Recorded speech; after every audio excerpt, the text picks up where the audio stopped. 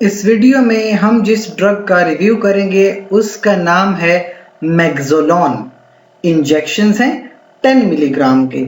इसके अलावा इसके इंजेक्शंस 5 मिलीग्राम में भी अवेलेबल होते हैं।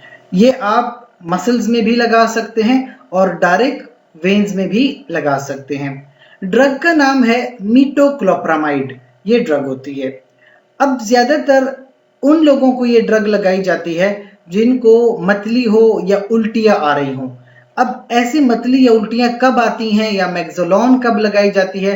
देखिए, नॉर्मली किसी को उल्टियां वगैरह आ रही हैं, दिल खराब हो रहा है, मतली हो रही है, तो उसके लिए तो ग्रेविनेट वगैरह के इंजेक्शंस भी हैं या ग्रेविनेट टेबलेट्स हैं। लेकिन मैक्सोलोन कब इस्तेमाल होती है?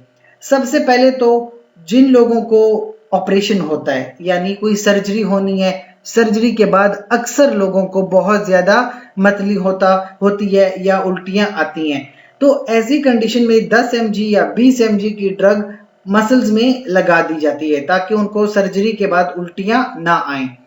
इसके अलावा कुछ लोगों को जिनको मैदे का मसला है यानी कि गैस्ट्रो इसोफेजियल रिफ्लक्स डिजीज है, उसमें होता ही है कि जो मैदे के अंदर तेजाब प्रोड्यूस होता है ना, वो तेजाब जो नॉर्मली खाने को हजम करने के लिए होता है, कभी कभी वो तेजाब उल्टी तरफ आ जाता है यानी थोड़ा ऊपर की तरफ आ जाता है इसोफेगस में।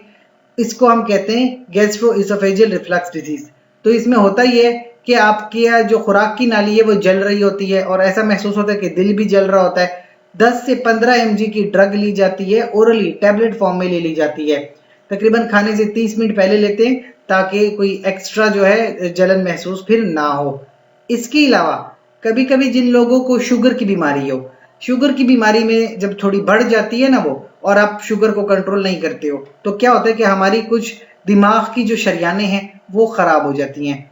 उसकी वजह से कभी कभी जो हमारा मैदा होता है या जो इंटेस्टाइन होती है उसमें जो है प्रॉपर कॉन्ट्रैक्शंस नहीं होती। अब जब वो कॉन्ट्रैक्शंस नहीं आएंगी तो फिर क्या होगा कि जितना भी हमारा मटेरियल होता है हमारे खुराक की नाली में हजम होने के बाद फिर वो मूव नहीं करता। तो कभी भी जो खुराक की नाली साफ होती है वो प्रॉपर तरीके से साफ नहीं हो पाएगी, तो बहुत ज्यादा अजीब सी कंडीशन बन जाती है। इंसान को बड़ी रेस्टलेसनेस होती है, जैसे कब्ज जैसी बीमारी हो उस तरह से वो फील करता है। ऐसी कंडीशन को हम कहते हैं डायबिटिक गैस्ट्रोपेरेसिस।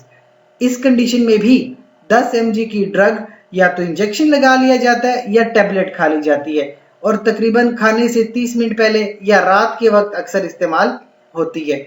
इसके अलावा कुछ लोगों को मुख्तलिफ तरह से शिकायत होती हैं कि बड़ी थकावट सी महसूस हो रही है, कुछ लोगों को अचानक से नींद आ जाती है और कुछ लोगों का मसला है कि उनको कुछ सिम्टम्स आते हैं कि वो प्रॉपर चल नहीं पाते या उनकी मूवमेंट में यानी प्रॉपर बॉडी को मूव करने में थोड़ी दुश्वारी होती है। इस तरह की कुछ डिफरेंट काइंड ऑफ सिम्टम्स हैं। ऐसी कंडीशंस में एक वार्निंग साइन भी होता है, टार्डिव डिस्काइनेजिया कहते हैं उसे, कि आप जो है अपने हड्डियों की या पट्टों वगैरह की प्रॉपर मूवमेंट में थोड़ी सी आपको प्रॉब्लम्स होती हैं। जब आपने ड्रग ली होती है तो थोड़ा सा चलने में कभी कभी मसला हो जाता है, कुछ लोग चल नहीं पाते प्रॉपरली। इस तरह की कुछ कंडीशंस हो जाती हैं, लिहाजा अगर ड्रग ली हुई है तो ऐसी कंडीशंस होंगी, ड्रग जब बॉडी में नहीं रहेगी तो ऐसी कंडीशंस नहीं होंगी।